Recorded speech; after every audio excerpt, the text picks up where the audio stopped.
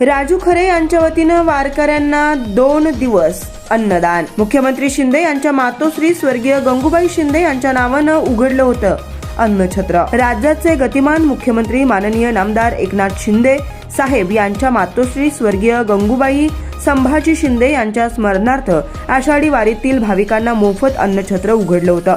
2 दिवस चाललेल्या या अन्नछत्राचे उद्घाटन शिवसेनेचे मुख्य पक्षप्रतोद आमदार भरतशेठ गोगावले यांच्या हस्ते करण्यात आलं।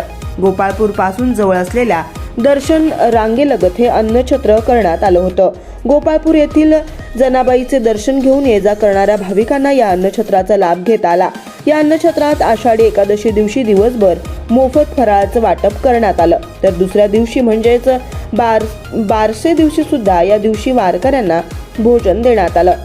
या अन्नछत्राचा लाभ हजारो भाविकांनी घेतला। जनसबूत न्यूज च्या बातम्या पाहण्यासाठी आजच जनसबूत न्यूज चॅनलला सबस्क्राइब करा आणि बाजूला असणारे बेल आयकॉन प्रेस करा।